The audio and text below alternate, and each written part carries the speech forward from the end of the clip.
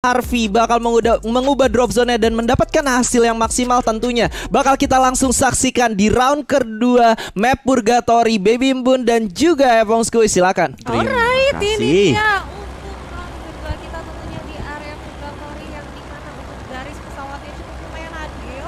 Dan kalau kita lihat ternyata anak-anak dari Sense Spartan di area atas dipotong sekali ini. Sepertinya tidak ada gangguan atau tidak ada tim yang mencoba untuk menabrak dari drop zone anak-anak Sense Spartan. Giant Spartan Harvey nampaknya bakal cukup enak banget ya looting di bagian Mothos. Setelah dari Mothos mungkin dia bisa langsung masuk ke field, dimana fieldnya notabene masih kosong gitu ya kan. Tapi kita bakal lihat juga kali ini dari tim JR Capital Skull Baby seperti biasa gameplay mereka bakal ngamanin ke area campsite tentunya. Dimana kalau tahu campsite mereka bakal membagi posisi cukup luas juga. Kali setelah dari campsite mungkin mereka bisa langsung coba untuk pindah ke bagian force, dan gameplay mereka nggak beda jauh dengan tim JR Capital dari yang cowoknya ya, dari ladiesnya juga mendapatkan satu drop zone yang sama di bagian campsite. Tapi kalau juga poin kali ini lagi dan lagi mencoba untuk bermain agresif dengan mengumpulkan poin kill sebanyak mungkin tentunya Bun. Iya, dan gua rasa sih anak-anak poin ini coba untuk melakukan ini ya, pengusiran doang ya. Dan untungnya tadi memang langsung naik G-Plan menuju ke arah sentral, dan untungnya tadi ada satu orang yang memang sudah coba untuk mengusir tapi nggak langsung dilakukan pengejaran karena memang kepentingannya adalah ya udah looting dulu aja. Apalagi kalau kita lihat di area Void sendiri tuh masih ada tim yang berdekatan, yaitu tim nomor 6, dan ternyata anak-anak dari Eko yang sudah mencoba untuk men-tapping ke arah depan dari Merchnya sendiri, tapi memang langsung ditarik begitu aja karena dia tahu nih bahwa anak-anak Brilliant sendiri tuh belum regroup, belum cukup berdekatan, dan kali ini ternyata bakal langsung diras, dikejar begitu aja. Dan tadi kalau nggak salah Nathan sudah coba untuk lakukan satu glue wall yang langsung di pop up, dan Rahel melihat pergerakan dari Nata dikejar begitu aja. Kayaknya anak-anak dari Eko Brilliant bener-bener yang ya udah di depan gua ada mangsa langsung dibabat habis, dan bener aja Natanya langsung di knockdown kali ini Apple. Bener kayak udah bermain nothing tulus ya buat Eko Brilliant, kayak mereka siapapun di depan mereka bakal langsung coba dihajar aja. Bener aja satu poin kill didapatkan dari tim Eko. Melihat poin tadi berapi-api di game pertama, mereka langsung coba untuk memotong langsung rotasi dari tim Void. Ketika tadi mereka looting di Brazilian 13 cuma bentar banget dia udah dapetin resource mereka butuhkan, dia langsung coba untuk rotasi ke Brasilia bawah, mencoba untuk menghajar satu squad, dan nyaris ternyata Void ternyata lebih cepat udah sadar dengan keberadaan tim Eko. Dia berhasil kabur walaupun satu player mereka harus terculi di tangan teman-teman tim Eko. Tapi kita lihat di bagian sentral, Lucky Luv bakal free looting tentunya, nggak ada hambatan juga, harusnya mendapati resource yang cukup dari tim Lucky Luv ketika berada di kawasan sentral tersebut. Dan sementara dari teman-teman tim Marawa kali ini juga sudah melakukan rotasi sedikit demi sedikit di bagian blue zone tentunya. Marawa yang tadi di game pertama benar-benar cukup on fire banget dengan 11 poin killnya di finish di posisi kedua, harusnya bisa tetap konsisten buat di game kedua kali ini tentunya Bun. Harusnya, karena memang poinnya adalah mereka harus mendapatkan poin-poin yang cukup maksimal untuk bisa paling enggak tuh juara untuk di DGWB Championship Pro Ladies-nya. Dan ternyata kalau kita lihat ini banyak banget tim-tim yang memang sudah ngambil drop zone tengah, area-area Brazil, looting langsung ke arah pinggiran. Kalau kita lihat sudah ada dua tim yang melakukan rotasi seperti itu ya. Ada Void juga yang tadi memang sudah nyaris diusir, tapi ternyata kita bakal bergeser dulu sejenak di mana MT Villanya sudah terkena dengan satu orang. Cara berhasil mendapatkan Alena, dan gua rasa bakal langsung diras begitu aja karena Ayen juga cukup sekarat kayaknya. Ya kalau dia juga Lunanera bakal bertemu dengan tim BRS Alien tentunya bakal menjarak langsung di mana Kola mendapatkan satu player dengan Woodpecker ya kali ini, mencoba untuk dicari beberapa player yang tersisa tentunya dari tim Lunanera. Last kali ini lagi dan lagi mencoba untuk bangkit setelah tadi di game yang pertama mereka tumbang di tangan tim Marawa, tapi kali ini di game yang kedua Lunanera mencoba untuk bermain on fire, mencoba untuk bermain agresif tentunya. Dan ternyata teman-teman tim BRS Alien yang tadi kehilangan dua player udah mencoba untuk kabur dari pegunungan MT Villa, mencoba untuk turun gunung melewati tebing-tebing tepi, dan harusnya tim Lunanera sudah tidak bisa lagi untuk mencari dua player tersisa teman-teman dari tim BRS Alien yang sukses kabur tentunya. Ya, patan-patan trik ini yang memang sebenarnya nggak terlalu wise ya untuk melakukan firing ke arah sana, tapi memang posisinya untuk di area sana untuk terlalu lama juga nggak bagus. Akhirnya tim 11 memutuskan untuk cabut aja ke area sentral, yang sepertinya area sentral sendiri tuh masih sekitaran musuh yang ada kalau nggak salah tuh nomor 1 ya. Tadi kalau nggak salah tuh anak-anak siapa ya, Pong? Iya, ada tim nomor 1 juga kali kalau lihat di sana yang tadi mencoba untuk kabur. Cuman lawan tim fight juga, tapi kalau lihat juga dari Solo Aurora kali ini sedang mengrotasi dari bagian Skylots, mencoba untuk coba untuk berotasi ke bagian atas, ke bagian Motos. Yang kita ketahui Motos ada selain Spartan Harvey juga, dan sementara Harvey ternyata udah rotasi cukup cepat menurut gue dari Motos langsung ke bagian Skylots kali ini mencari beberapa resource terlebih dahulu, dan sementara kali ini Luna Nerelas yang sudah benar-benar berhasil mendapatkan 2 poin kill di awal game, dan tampaknya kali ini bakal bermain cukup lebih santai di game kedua atau Purgatory kali ini dari setiap tim. Tidak seperti game yang pertama kayak udah hafal drop zone masing-masing, mereka tinggal nabrak. Kayak di Purgatory mungkin unpredict buat drop zone masing-masing tim yang buat mereka kali ini hanya mencari untung-untungan saja tanpa ada terjadi early game fight tentunya, Bun. Tapi kalau lihat di sini, gue nggak tahu kenapa tiba-tiba Spartan Harvey kehilangan beberapa health point-nya. Kayaknya lompat sih dia, lompat dari gedung nggak sih? Mungkin ya bisa jadi. Soalnya sebenarnya di area sana tuh tidak ada tim lain, harusnya sih masih leluasa saja untuk anak-anak Spartan coba untuk melakukan perbanyak resource mereka. Waduh. Dan ternyata rankingnya sendiri gitu. Wah. Oh, jadi gitu sekarang main rahasiaan. Oke, dirahasiain. Ya, jadi posisi untuk rank pertama itu ada tanda tanya 4. Yang di posisi rank 2 ada tanda tanyanya ada 4, dan posisi 3 ada tanda tanya nomor 4. Siapa kah itu? Siapa ya? Gue sih bisa nebak walaupun di sensor ya. Itu yang di atas Spartan Harvey, bawahnya Point Level Girl, yang ketiga Indostar Lycoris. Tapi mungkin untuk di round kedua nih bakal berubah sih. Ini kan tadi total dari match pertama ya. Seperti inilah posisi dari ranking waktu untuk di match pertama. Match kedua, match ketiga nih kita masih belum tahu, apalagi Spartannya lumayan masih hidup juga, belum ada pertempuran, dan kali ternyata yang pertempuran adalah anak-anak RF dan Ekobril lagi-lagi harus bertemu. Tapi ternyata Rianya sudah mencoba untuk nge-tapping karena depan menggunakan M14-nya. Baiklah, dihancurin, agresif sekali ternyata, dan Merch, oh my god, hati-hati Merch, harus tekan knockdown di tangan Baby Boo karena headshot sudah dipegang oleh Baby Boo. Wow, Ega kali ini membalas peluru panas ya, headshot gue balaskan kepada seorang Ratih kali ini, yang dimana Merch apakah masih bisa di revive. Baby Boo mencoba maju ke posisi depan, tapi Merch kali ini bakal coba dieliminasi. Tapi ternyata ada Asuna dengan ball factor yang luar biasa, berhasil semak knockdown satu player. Tapi ternyata Eko kehilangan seorang Merch kali ini. Baby Boo pun berhasil di knockdown, fall to death ternyata di sana. Rahels bakal coba untuk mencari player-player tersisa dari teman-teman dari tim RF, yang dimana seorang Chill sudah langsung cabut menggunakan zipline, tapi bakal cukup resiko banget. Ternyata yang nembak itu adalah Asuna, dimana Asuna nggak punya senjata jarak jauh, yang membuat kali ini RF Exodus harus tumbang di tangan tim Ekobril. Walaupun kali ini Ekobril lagi dan lagi kehilangan satu playernya ketika melakukan team fight-nya Baby Boo. Iya, ini mana Merch ya harus terheadshot di tangan Baby Boo, sayang banget. Walaupun sebenarnya tadi Merch itu nggak tahu mungkin, atau dia nggak ngeh bahwa ada musuh yang memang mengarah ke mereka, dan tadi menggunakan vehicle yang kalau bisa gue bilang sebenarnya Merch sendiri tuh tidak memakai Misha, jadi enak banget dapetin headshot langsung begitu aja. Apalagi tadi posisi vehicle-nya itu juga tidak enak, jadi mau bergerak susah, bener-bener kayak kejepit antara ban di area patahan dan juga di area bebatuan. Tapi oke, nggak apa-apa. Which is kalau kita bisa bilang anak-anak dari Ekobril sendiri sudah on point, sudah dapetin pundi-pundi poin kill harusnya kali ini, walaupun harus terculik satu orang, tapi nggak apa-apa.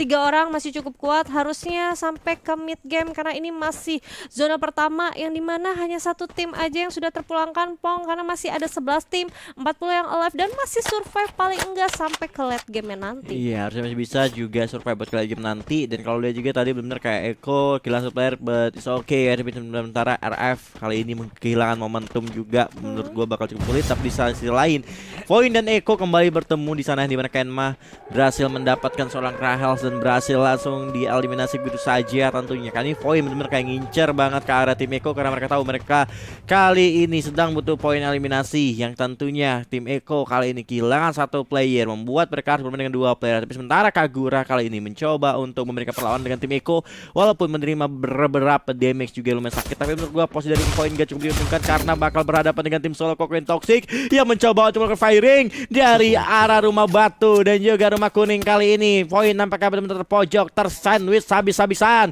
Apakah dari seorang JJ mampu bertahan menyisakan seorang Kenma. Menurut gua posisi yang dimiliki Kenma cukup diuntungkan dibandingkan dengan JJ yang udah cukup terpojok banget, ditembaki dari arah tim Soloko dan juga ditembaki dari arah tim Eko, yang membuat JJ kali ini harus mengaktifkan satu buah skill aloknya dan mencoba diras langsung seorang Amel mencoba menggunakan Wukongnya, tapi kali ini apakah masih mampu mencoba untuk melawan satu penetrasi dari tim Void. Kali ini seorang JJ bakal coba diras, coba dibantu menghancurkan globalnya kelihatan, tapi itu JJ menurut gua bakal cukup untuk bertahan karena diras rame-rame ini. Oh, diras rame-rame, tapi ternyata Amel yang harus terkena knockdown. But is okay, nggak apa-apa karena JJ-nya juga sudah terkena knockdown. Kali ini anak-anak dari Amel dan teman-temannya bakal mencoba untuk melakukan reviving, mencoba untuk cover. Global 2 pun sudah di pop up. Untungnya dari Mira sendiri masih mencoba untuk mempertahankan posisi, mencoba untuk nembakin di area atas, tapi nggak ada siapa-siapa di sana. Nampaknya tidak ke vision, dan untungnya anak-anak dari Amel dan kawan-kawan mau nggak mau masuk ke area kompon dulu, coba untuk bermain aman dulu ya kan, karena memang posisinya juga masih rame juga. Dan kalau kita lihat di sisi lain, ada anak-anak Saint Sparta yang sudah melihat pergerakan anak-anak Jet. Apakah langsung di open firing, di open field begini? Tapi ternyata tidak, anak-anak Saint Sparta. Oke, kita main enak dulu aja, walaupun sebenarnya posisi untuk klasemen dia tuh masih di posisi pertama ya, paling nggak tuh masuk ke posisi ke top 3. But kalau kita lihat ternyata anak-anak Spartan tidak seagresif kemarin, dia tidak mencoba untuk menembaki anak-anak Jet, walaupun sebenarnya anak-anak Jet tuh masih punya banget posisi yang sangat-sangat memungkinkan untuk mendapatkan poin-poin kill. Tapi ternyata dari Harvey sendiri di sini kita lihat nih, dia mengarah ke arah mana nih? Ternyata ke arah tim 2 nggak sih? Kalau nggak salah tuh tim 2 ya. Ya kalau Ya, juga tim ya dua. tim nomor 2 yang menjadi satu utama teman dari Saint Spartan Harvey.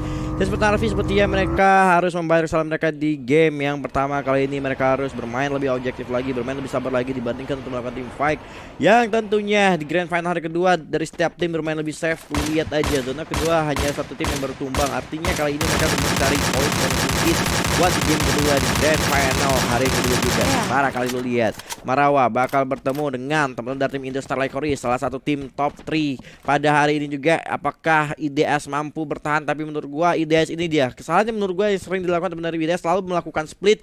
Kayak mereka tuh jarang banget buat kerapat gitu ke satu tim, bener kayak selalu terpisah jauh-jauh. Kali ini tentunya mungkin mereka memiliki individu yang cukup kuat, itu yang membuat mereka pede dengan gameplay mereka seperti itu tuh yang BBM. Ya mungkin anak-anak IDS tuh mengirim satu orang, misalkan kita nge-split ke arah kiri nggak aman, lu bisa cabut ke arah kanan. Mungkin untuk mengamankan placement ya, karena kalau kita lihat sendiri sih sebenarnya anak-anak IDS itu masih di luar dari zona, dan kebetulan di depan mereka tuh ada sekitaran 2 tim. Tapi ternyata Fuja berhasil untuk mendapatkan cantik Fanya menggunakan satu granatnya kali ini ya Pong, yang kita masih belum tahu di mana Balas pertempurannya. dendam. Karena kita akan melihat POV dari seorang Echo Bril dan juga Saint Spartan. Oh my god, bakal langsung diras begitu aja. Tapi di sisi lain ternyata Onane berhasil mendapatkan Dixby.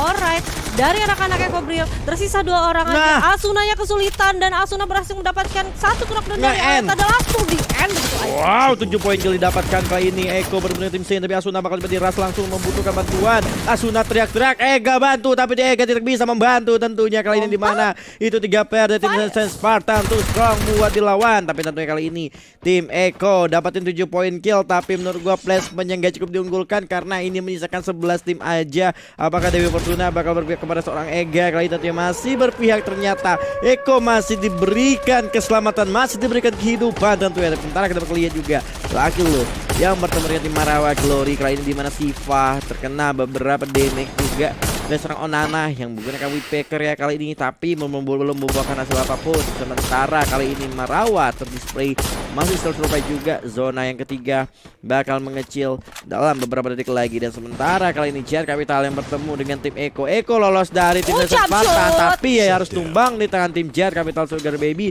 di posisi yang ke-11 BBM Bun. Ya ternyata dari Ega sendiri tidak sehat walafiat ya, harus ketemu dengan satu tim anak-anak dari Jet, dan bener aja langsung dipanis begitu aja.